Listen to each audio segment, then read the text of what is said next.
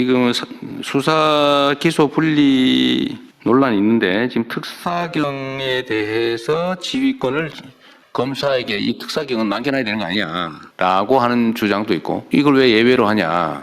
각 특사경에 대한 지휘권은 관련 기관장이나 아니면 관련 부처청에다가 맡기면 되지 않냐. 공무원 조직의 책임자에게.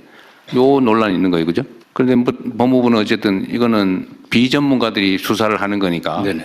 검찰의 통제를 받아야 된다고 하는데, 저는 좀 생각이 죄송하긴 한데, 수사경찰관이 경찰도 어차피 비전문 그런 식의 시각이면 비전문가이긴 마찬가지인데, 예를 들면 일반 모든 형사법 위반에 대해서 수사 전문가라고 할 수는 없잖아. 그죠?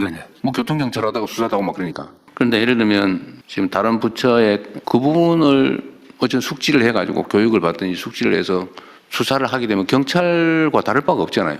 근데 왜 구조적으로 그건 검사의 지휘를 받아야 되는 거죠? 그러니까 그 행정기관의 행정작용하고 수사는 사법작용입니다. 수사라고 하는 사법작용은 궁극적으로 목적이 기소해서 처벌하는 겁니다. 그런 행정청의 행정작용, 조사작용, 조사는 좀 내용이 그 목적이 다르기 때문에 최종적으로 기소를 목적으로 하려고 하면 조사 단계에서부터 만약 수사를 한다고 하면은 증거를 적법하게 수집해갖고 그 적법한 증거 능력을 갖춘 증거를 갖고 기소를 해야 되지 않겠습니까?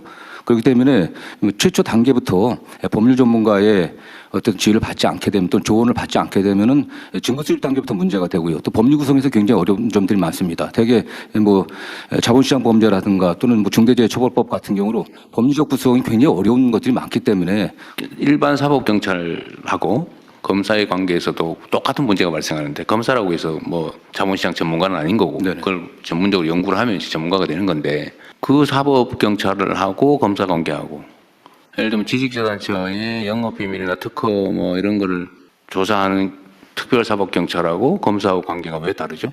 일반 사법경찰관들은 기본적으로 수사를 하고 있는 게 일상적으로 수사를 하고 있는 거 아니겠어요? 여기도 마찬가지잖아요. 일상적으로 저기 그 해당되는 부분은 그런 대개는 그게 다른 행정적인 업무와 같이 병행되고 있습니다. 그 과정에서 어떤 범죄의 단서를 잡는 거기 아니, 때문에 그것만 전담하고 많지 않습니다. 특별사법경찰이 지정이 되면 그거만 해요.